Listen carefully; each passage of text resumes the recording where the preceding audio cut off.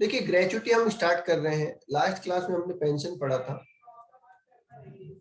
क्या मतलब है ग्रेचुटी का और इसका टैक्सेबल ट्रीटमेंट क्या है, ये दोनों बातें अपन समझते हैं। जब आप किसी कंपनी में काम करते हैं और अच्छा काम करते हैं तो वो कंपनी आपको बची हुई लाइफ को अच्छे से स्पेंड करने के लिए कुछ अमाउंट देती है, जिसको हम ग्रेचुटी का नाम देते हैं, जिसे कहते हैं हम उपदान, हिंदी में बात करें तो। ठीक है, ये ग्रेचुटी में भी एम्प्लॉय को मिले अगर एम्प्लॉय जिंदा है तो, ठीक है, या उसकी फैमिली को मिले अगर एम्प्लॉय की डेथ हो गई है तो। अब जाहिर सी बात है, अगर एम्प्लॉय को मिलेगा तो सैलरी हेड में जाएगा, और फैमिली को मिलेगा तो उसका ट्रीटमेंट अभी मैं बताऊंगा। अगर सैलरी में जाएगा और एम्प्लॉय को मिलेगा तो यहाँ पे दो सिचुएशन आती है, या तो एम्प्लॉय गवर्नमेंट एम्प्लॉय है और या फिर एम्प्लॉय क्या है, नॉन गवर्नमेंट एम्प्लॉय है, राइट। अब एम्प्लॉय अगर गवर्नमेंट एम्प्लॉय है तो पूरी ग्रेचुटी एग्जम्प्ट है, कुछ करने की जरूरत ही नहीं है। बट अगर एम्प्लॉय नॉन गवर्नमेंट हुआ तो उस केस में दो सिचुएशन हो सकती है। ठीक है, ये चार्ट हम इसलिए बना देते हैं ताकि सारी चीजें अरेंज हो जाएं, आपको ये नहीं देखना पड़े इसमें क्या हुआ उसमें क्या हुआ। ठीक है, नॉन गवर्नमेंट एम्प्लॉय में जो एम्प्लॉय होगा वो पेमेंट ऑफ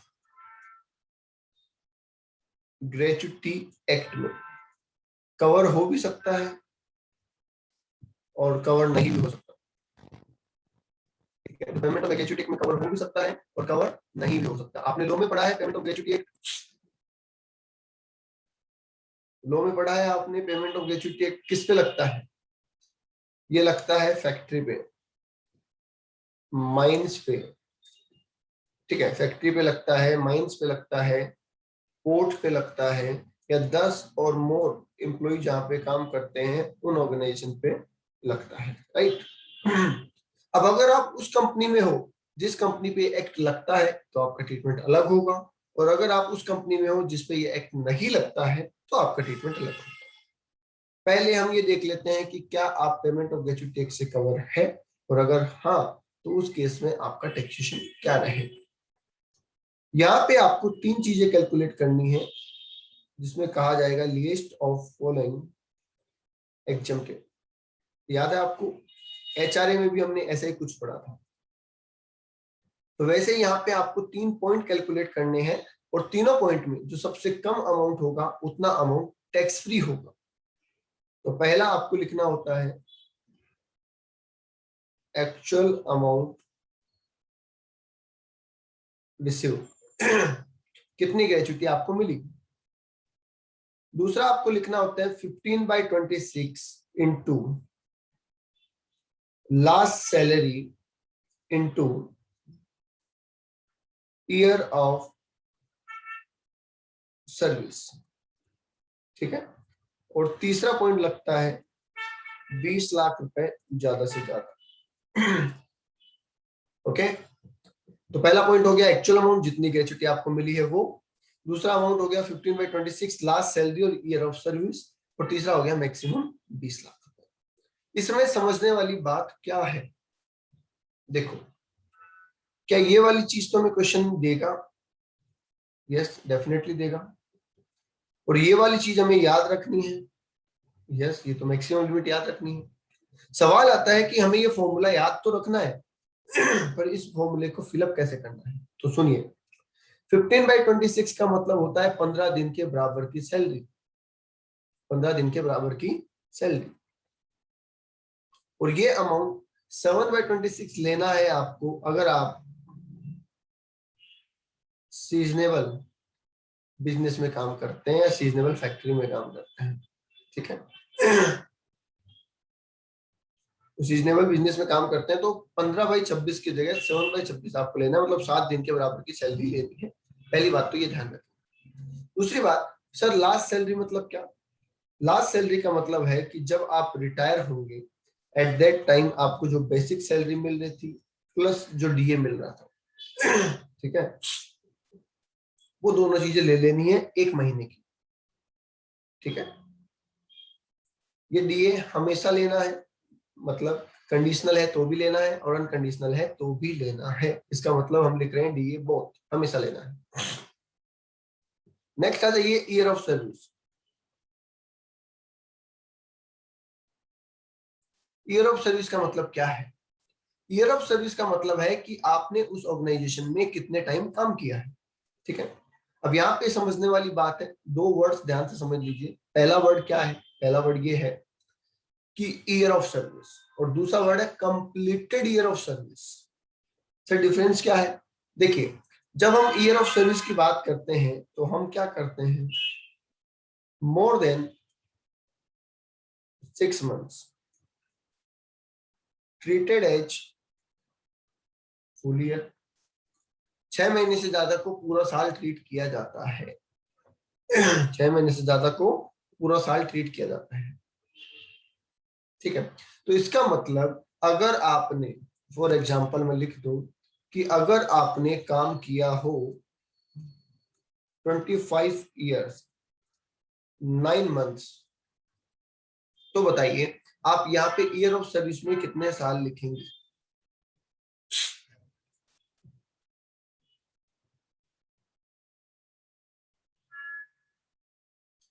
अगर आपने 25 साल 9 महीने की सर्विस की हो कंपनी में, तो आप यहाँ पे कितना लिखेंगे? 26 साल लिखेंगे, क्योंकि 6 महीने से ज्यादा के पीरियड को एक साल ट्रीट कर लेना है। ओके ठीक है, आई होप इसमें कोई डाउट नहीं होगा, है तो बता दो।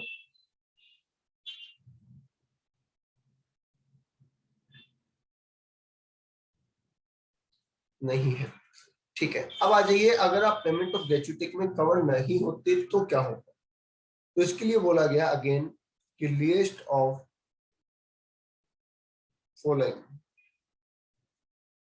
Exempted, list of following exempted. Again हमें 3 पॉइंट लिखने हैं, और 3 पॉइंट क्या कहते हैं हम? पहला पॉइंट कहता है actual amount receive.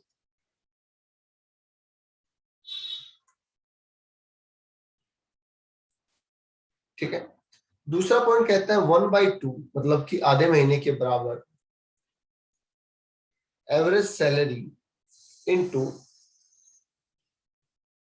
Completed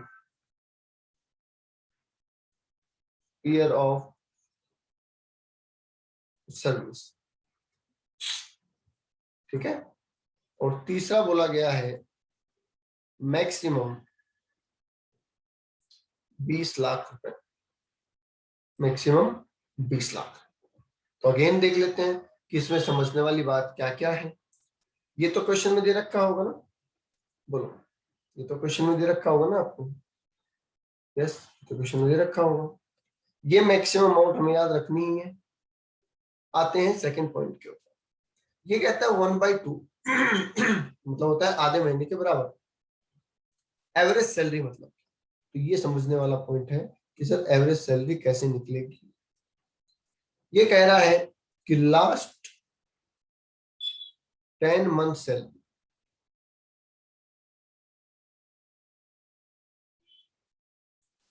last 10 month salary upon 10। जिस महीने आप रिटायर हुए हैं उस महीने को छोड़ दीजिए, उससे पहले के 10 महीने लीजिए और उनकी सैलरी का टोटल करके, उनकी सैलरी का टोटल करके डिवाइड बाय 10 कर दीजिए। इस सैलरी में क्या क्या चीजें आएगी? तो basic salary plus DA conditional और प्लस कमीशन, और वो भी टर्नओवर वाला, based on turnover.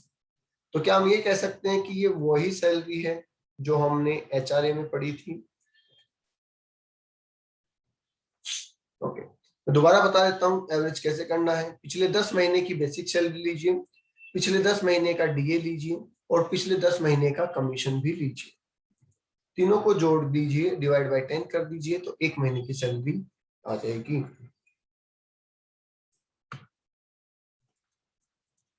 Okay, and last word इसमें है हमारा कंप्लीटेड ईयर ऑफ सर्विस, जिसका मतलब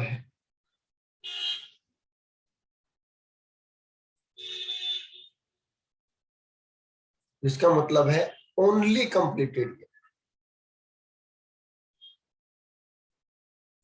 only completed year will be considered.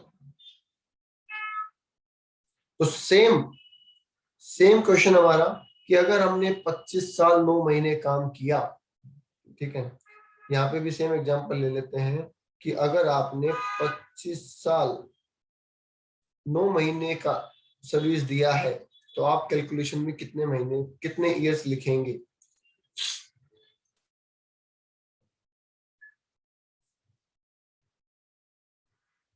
If employee working in more than one company,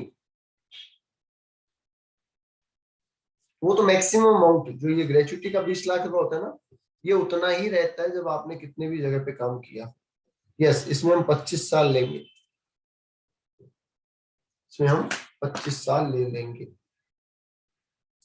ठीक है, अगर एम्प्लॉय जो है वो एक से ज्यादा कंपनी में काम करता है और उसने पहले कहीं से ग्रेचुइटी ले ली है, तो इन दैट केस ही जो मैक्सिमम 20 लाख की लिमिट है ये उतने अमाउंट से रिड्यूस हो जाएगी जितनी एग्जेम्पशन उसने पहले कहीं भी ले ली है।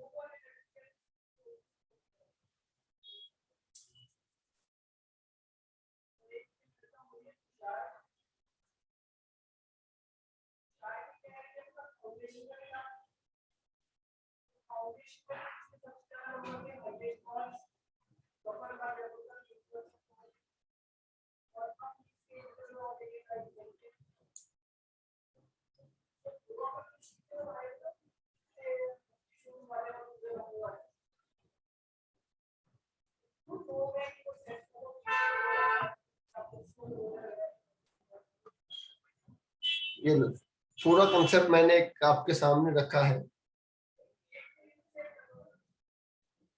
वो देखो। अच्छा, एक चीज और कि अगर फैमिली को ग्रेचुइटी मिली तो क्या होगा, ये पॉइंट बच रहा है, ये भी मैं बता देता हूँ कि मान लीजिए एसएससी की डेथ होती है तो जाहिर सी बात है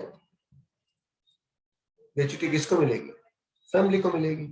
अब यहाँ पे एक बात आप समझिए ध्यान से, एक बात आप ध्यान से समझिए, अगर जैसे किसी पर्सन की डेथ हो जाती है तो क्या उसकी प्रॉपर्टी उसके बच्चे की हो जाती है या नॉमिनी की हो जाती है?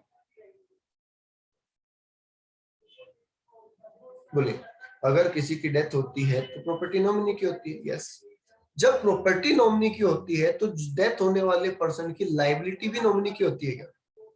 मतलब उसको किसी को पैसे चुकाने थे तो क्या वो भी उसके होते हैं, उसको चुकाने पड़ेंगे?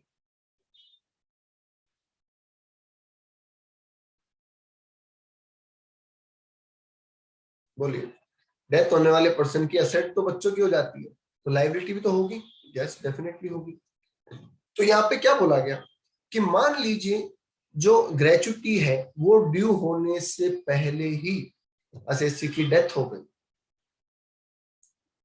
Due after death. ग्रेचुइटी कब ड्यू हुई, पहले असेसी की डेथ हो गई और फिर ग्रेचुइटी ड्यू हुई।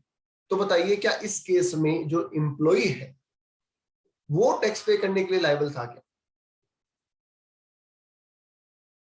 उसकी रिटायरमेंट डेट से पहले ही डेथ हो गई तो उसके जीते जी तो ग्रेचुइटी मिली नहीं या ड्यू भी नहीं हुई, तो क्या उस बच्चे को ना उस एम्प्लॉय को टैक्स पे करना था क्या?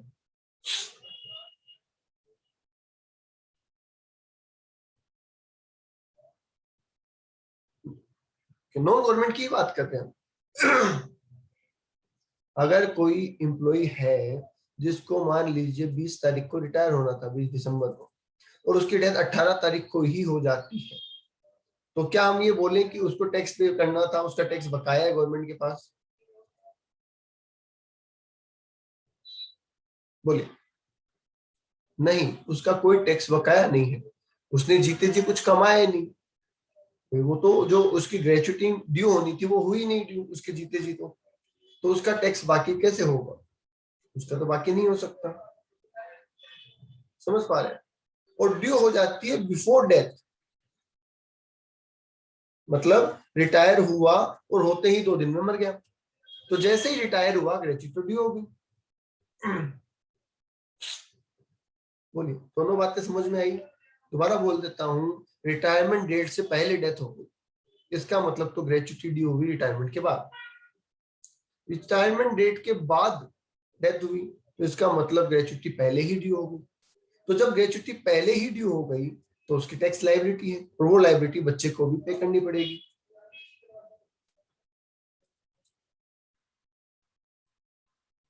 ठीक है, तो ये हो जाता है टैक्सेबल फॉर फैमिली, और ये हो जाती है एग्जम, क्योंकि एसएससी के लिए एग्जम थी, एसएससी के लिए टैक्सेबल नहीं थी, तो फैमिली के लिए भी टैक्सेबल नहीं है।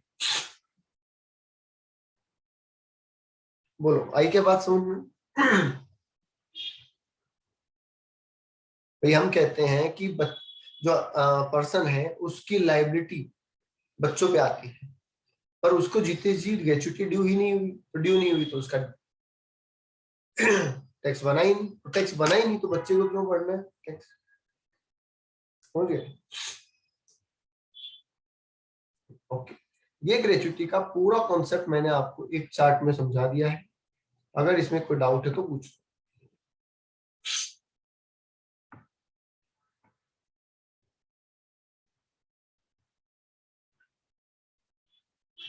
इसमें कोई डाउट है तो पूछो। पहले मैं 2-3 कंसेप्ट करवा देता हूँ, उसके बाद अपन एक दिन बैठ के सारे क्वेश्चन कर देंगे। ठीक है,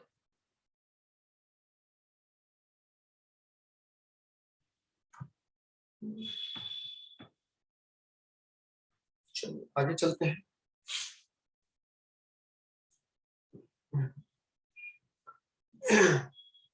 आगे आते हैं हम नेक्स्ट पॉइंट के ऊपर, जिसका नाम ले लेते हैं हम लीव इनकेसमेंट। ठीक है, क्या नाम ले लेते हैं? लीव इनकेसमेंट, या इसका दूसरा नाम भी है अर्न लीव सैलरी। ठीक है, तो लीव इनकेसमेंट कहिए या अर्न लीव सैलरी कहिए, बात एक ही है। ये है क्या, पहले मैं आपको थोड़ा सा ये समझा देता हूँ, फिर अपन इसके टैक्सेबल ट्रीटमेंट पे चलेंगे। आप समझिए बात को कि दो पर्सन है जो एक ही कंपनी में काम करते हैं, mister A and mister B, same post पे सेम कंपनी में काम करते हैं, राइट? दोनों की सैलरी है 20,000 रुपए पर मंथ, 20,000 रुपए पर मंथ, राइट? ठीक है, कंपनी ने कहा कि हम आपको एक साल के अंदर 40 छुट्टियां लेना अलाउ करते हैं। होता है सर कि हम आपको एक साल में 40 छुट्टियां अलाउ कर रहे हैं, अगर आपने 40 छुट्टी तक लिया तो हम आपका पैसा नहीं काटेंगे, बट अगर आपने 40 छुट्टियों से ज्यादा लीव ली तो हम आपका पैसा काटेंगे, राइट? ओके, अब ये तो लीव अलाउ थी, लीव टेकन। मिस्टर ए ने 40 की 40 छुट्टियां ले ली, तो उसे क्या मिला? वही 20,000 रुपये महीना। और मिस्टर बी ने 15 छुट्टियां ही ली, फिर भी उसको क्या मिला? 20,000 रुपये महीना। तो जाहिर सी बात है, क्या बी इस केस में डिमोटिवेट होगा?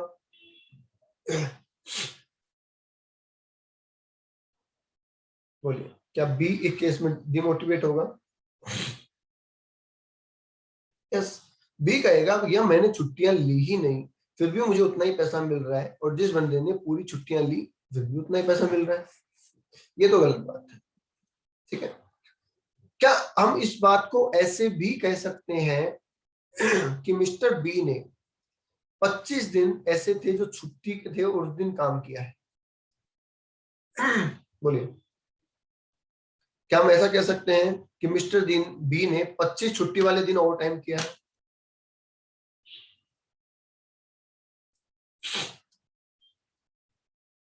क्योंकि वो चाहता तो 25 छुट्टियां और ले सकता था, 40 ले सकता था ना, तो सैलरी कटती भी नहीं और 25 छुट्टियां और ले सकता था। तो कंपनी कहती है कि हम आपको इसके लिए पेमेंट करेंगे। आपने जो छुट्टी वाले दिन काम किया है, आपने जो छुट्टियां अवेल नहीं की है, आपने जो लीव नहीं ली है, उसके बदले में हम आपको पे करेंगे, और उसे बोलते हैं लीव इनकेसमेंट।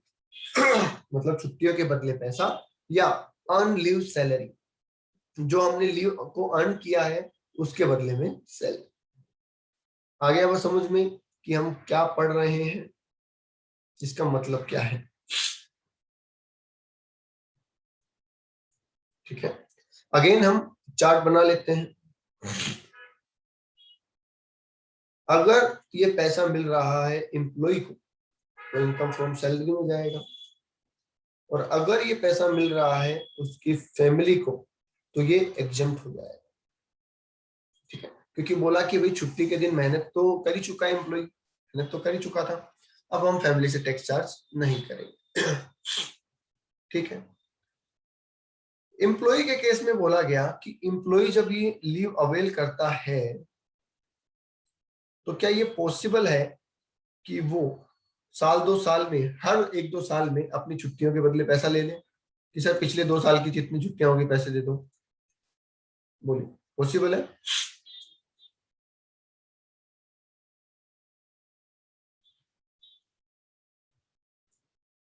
यस, उसे बोला गया ड्यूरिंग एम्प्लॉयमेंट, नौकरी के दौरान ही वो कहता है कि भैया या तो मुझे हर साल छुट्टियों का पैसा दे दो या हर 2-3 साल में पैसा दे दो, मुझे रिटायरमेंट का इंतजार नहीं करना। और दूसरा केस क्या हो सकता है? ऑन रिटायरमेंट, कि जब रिटायरमेंट होगा तब ले लेंगे। अगर ड्यूरिंग द एम्प्लॉयमेंट ले लिया तो आप चाहे गवर्नमेंट एम्प्लॉय है और चाहे आप नॉन गवर्नमेंट एम्प्लॉय है, ये क्या हो जाएगा? It's fully taxable. Okay,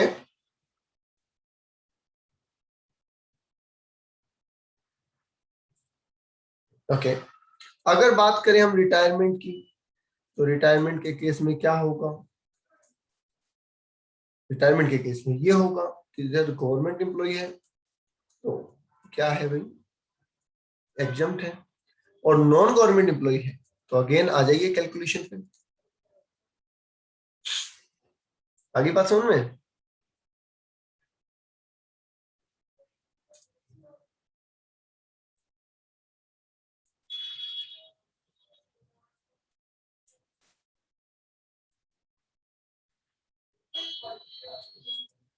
list of following exempted, वही हमें उसी तरीके से पॉइंट कैलकुलेट करने हैं।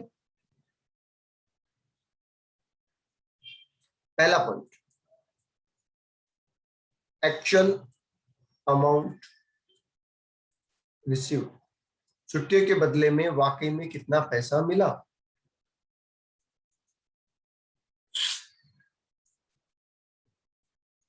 दूसरा पॉइंट, 10 इंटू एवरेज सैलरी, मतलब 10 महीने की एवरेज सैलरी के बराबर।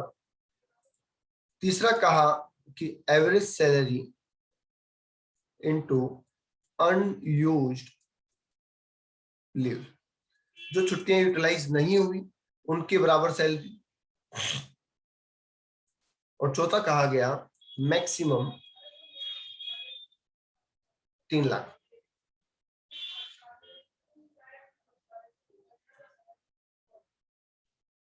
ठीक है, तो मुझे समझ, एक चीज समझाओ कि सर ये वाली लिमिट जो हर क्वेश्चन में दे रखी है, क्या ये हमें याद करनी चाहिए? यस, ये आपको डेफिनेटली याद करनी चाहिए। किसी न किसी एमसीक्यू या फिल इन द ब्लैंक्स के अंदर ये मैक्सिमम अमाउंट आपसे पूछा जा सकता है, तो सभी का, चाहे वो ग्रेजुटी है चाहे वो कुछ भी है, सबका ये वाला अमाउंट आपको याद होना चाहिए। ठीक है, ये क्वेश्चन में दे रखा होगा, ये क्वेश्चन में दे रखा होगा। हमें एवरेज सैलरी निकालनी है जो यहाँ पे भी काम आ जाए और जो यहाँ पे भी काम आ जाए, और हमें एनयूज निकालना है। तो इसका मतलब क्या, मुझे दो चीजें कैलकुलेट करनी है, एक तो एवरेज सैलरी और एक अनयूज लीव। अगर मैंने ये दो चीजें निकाल दी तो किस्सा खत्म। ओके, तो सबसे पहले हम बात कर लेते हैं average salary. Again last 10 months salary upon 10। ठीक है, तो क्या ये वैसा ही हो गया जैसा भी अपन ने ग्रेचुटी में पढ़ा? यस सर, ये तो सेम वैसा ही हो गया। सर इसमें सैलरी में क्या क्या लेंगे? इसमें basic plus DA conditional plus commission, ये तो बिल्कुल सेम हो गया बेस्ड ऑन टर्नओवर। यस, चीजें तो सेम हो गई, पर फिर भी इसमें एक फर्क है। हमें यहाँ पे ये जो 10 महीने लेने हैं ना, ये डे टू डे लेने हैं। क्या लेने हैं? डे टू डे लेने हैं। अब डे टू डे का मतलब क्या है, मुझे एक बात बताइए, अगर कोई एम्प्लॉय 14 दिसंबर को रिटायर हो रहा है, ठीक है, तो हम जो 10 महीने लेंगे वो दिसंबर के 14 डेज ध्यान में रखते हुए लेंगे या फिर दिसंबर को भूल के पिछले 10 महीने लेंगे?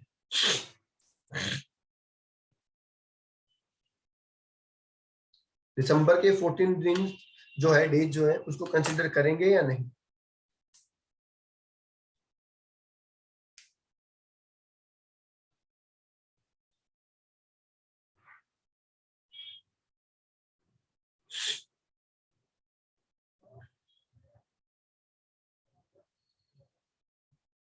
बोलो भाई। हम जब यहाँ पे एवरेज सैलरी ले रहे हैं और कोई पर्सन 14 दिसंबर को रिटायर हुआ है, तो पिछले 10 महीने लेने के लिए अपन दिसंबर के 14 डेज कंसीडर करेंगे या नहीं?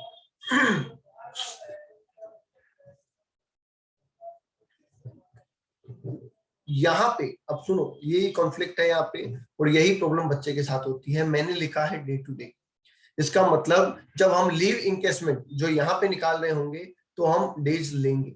हम 14 डेज दिसंबर के लेंगे, फिर नवंबर, अक्टूबर, ओके, सितंबर, अगस्त, जुलाई, जून, मई, अप्रैल, मार्च, फेब, ऐसे लेंगे। और फिर जो लास्ट का महीना बचेगा उसमें वो 14 डेज कम करके लेंगे। इसका मतलब day to day calculation just retire होने से जस्ट प्रीवियस 10 महीने लेंगे। क्लियर है यहाँ पे? क्योंकि मैंने स्पेशली लिखा है डे टू डे। ओके,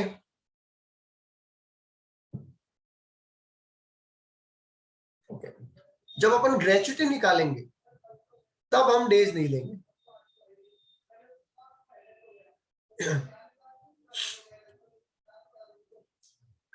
समझ रहे हो? ग्रेचुटी में जब हम एवरेज सैलरी निकालेंगे, मैं दोबारा बोल देता हूँ, वैसे क्वेश्चन है अपनी बुक में इसका, चलो मैं आपको एक एग्जांपल दे देता हूँ। वही ये डेट ले लेते हैं, 14 दिसंबर 2020 को एक मिस्टर एक्स रिटायर हुए। Okay, done. अब एक तो मैं निकालूंगा ग्रेचुटी के लिए और एक मैं निकालूंगा लिव इनकेसमेंट के लिए, ठीक है। दोनों ही केस में लेने पिछले 10 महीने, तो ग्रेचुटी में हम बोलेंगे दिसंबर, तो भूल जाओ। तो आप कौन सा महीना लेंगे? रिवर्स चलिए, नवंबर लेंगे आप, नवंबर, अक्टूबर, सितंबर, अगस्त, जुलाई, जून, मई, ठीक है, अप्रैल, मार्च और फेब। तो आप बोलेंगे फेब 20 से लेके नवंबर 20 तक की सैलरी ले लो। तो 10 महीने हो गए, month two month. Okay, okay. अब अगर इस एग्जांपल में अपन आए कि लीव इनकेसमेंट में कैसे करेंगे, तो हमें लेना तो 14 दिसंबर तक है, लेना तो 14 दिसंबर तक है ना, पर स्टार्ट कहां से होगा? फरवरी के 14 डेज तो हम ले चुके हैं, तो ये मतलब 14 फरवरी से स्टार्ट होगा। फरवरी पूरा नहीं आएगा, क्योंकि हम दिसंबर के 14 डेज ले चुके हैं, तो फरवरी के 14 डेज छोड़ देंगे, ठीक है। अच्छा, ये लीप ईयर है तो 15 ले लो।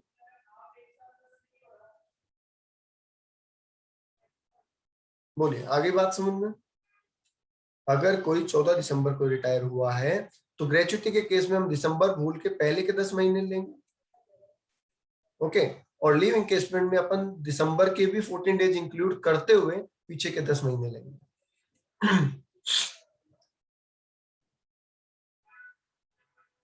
ओके, अब आपके पास एक लास्ट पॉइंट बचता है और वो है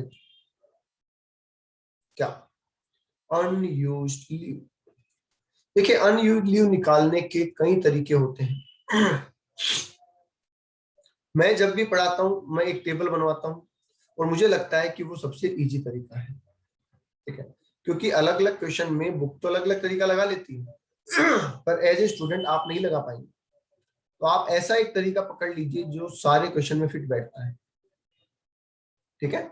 देखिए, सबसे पहले आप लिखेंगे एच पर कंपनी और दूसरे कॉलम में लिखेंगे आप एच पर इनकम टैक्स, ठीक है, क्योंकि देने वाला कौन है? पैसा कंपनी है। टैक्सेबल करने वाला कौन है? इनकम टैक्स है, ठीक है। अब आप यहाँ पे लिखेंगे लीव अलाउड, किसके हिसाब से? बोलिए किसके हिसाब से लीव अलाउड लिखेंगे आप? कंपनी के हिसाब से। कंपनी कहती है 1 साल में 1 महीना, तो 25 साल में कितने महीने? बोलिए। कंपनी कहती है 1 साल में 1 महीने की लीव अलाउ करते हैं हम आपको, तो 25 साल में 25 महीने। उसमें से आपको दे रखा होगा लीव अवेल, आपने कितनी लीव ले ली वो कम कर दो, तो क्या ये आउटस्टैंडिंग लीव आ जाएगी? बोलो, क्या ये आउटस्टैंडिंग लीव आ जाएगी? यस। और इसी लीव के बदले में आपको कैश मिल रहा है कंपनी से। बोलिए, इसी लीव के बदले में कैश मिल रहा है। यस। तो ये तो हो गया आपका और कंपनी का आउटलुक। अब आ जाइए इनकम टैक्स क्या कहता है। इनकम टैक्स कहता है कि मेरे हिसाब से भी आप वो लिखो जितना अलाउड है, मेरे हिसाब से भी आप वो लिखो जितना अलाउड है, और वो है अगर डेज की बात करें तो मैक्सिमम 30 डेज 1 साल में, और मंथ की बात करें तो maximum 1 month. Sorry, okay. Days की बात करें तो 1 साल में 30 दिन, मतलब क्वेश्चन में डेटा अगर डेज में दे रखा है तो आपको सारी कैलकुलेशन डेज में करनी है, और क्वेश्चन में डेटा अगर मंथ में दे रखा है तो आपको सारी कैलकुलेशन मंथ में करनी है। ओके, तो 1 महीने में 1 साल में 1 महीना, ठीक है, माइनस अवेल। मुझे बताओ क्या अकॉर्डिंग टू कंपनी और according to income tax leave avail भी अलग अलग हो सकती है क्या? लीव अवेल जो है, जो हमने छुट्टियां ली है, क्या वो भी अलग अलग हो सकती है? नहीं, वो तो सेम ही रहेगी। तो इसका मतलब अब यहाँ पे जो बचेगा वो बचेगी अनयूज्ड लीव, मतलब according to income tax.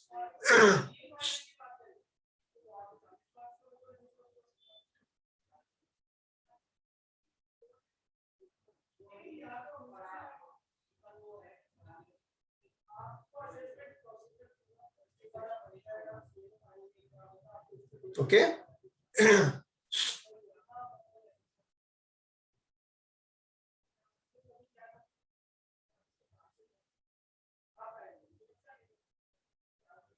Okay, चलिए अब आपको एक एग्जांपल दे देता हूं। आपने काम किया 25 साल, ध्यान से सुनना, आपने काम किया 25 साल, कंपनी आपको बोलती है कि हम 40 डेज हर साल आपको लीव अलाउ करते हैं। आपने 25 साल किया काम, why we want as per company. हाँ, मैं उसी बात पे आ रहा हूँ। देखिए, ये आपको कभी नहीं सोचना है कि हमने ये कंपनी वाला क्यों बनाया, ठीक है, आपको ऐसे ही बनाना है। वाई? एग्जाम में या बुक में जो भी क्वेश्चन होगा उसमें आपको ये तीनों चीजें नहीं दे रखी हो। मान लीजिए आपको लीव अलाउ दे रखा है और लीव आउटस्टैंडिंग दे रखा है, तो आप लीव अवेल्ड कहां से लाएंगे जब तक आप ये टेबल नहीं बनाएंगे?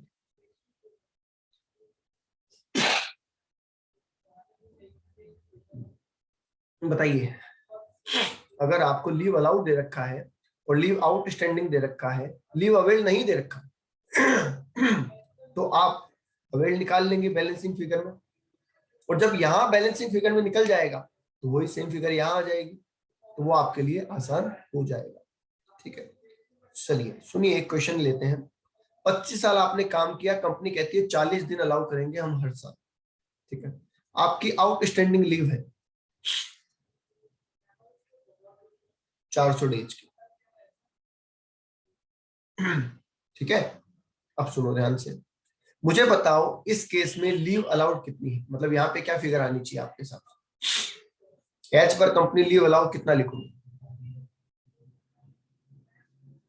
इस क्वेश्चन के अकॉर्डिंग? एच पर कंपनी लीव अलाउ कितना लिखूं?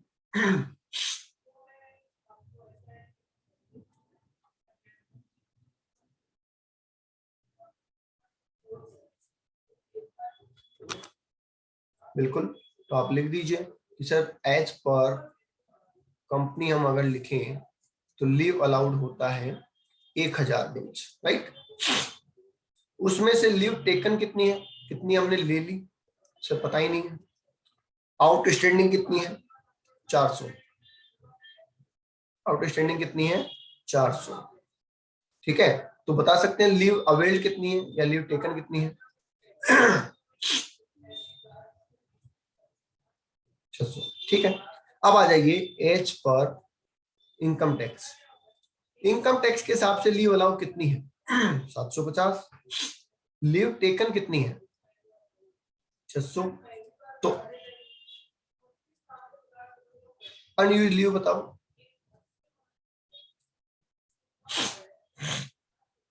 आगे बात समझ में तो अगर हम ये टेबल नहीं बनाएंगे तो फिर ये फिगर निकालने में हमें अलग से मेहनत करनी पड़ेगी और वहां पे गलती होने के चांस खूब रहते हैं। आई बात समझ में।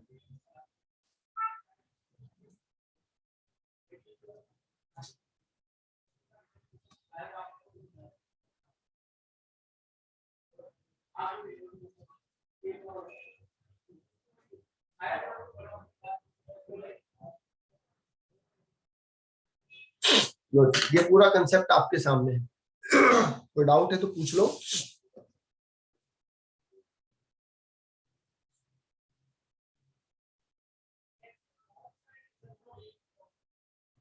Any doubts? चलिए फिर आज के लिए इतना ही, थैंक यू।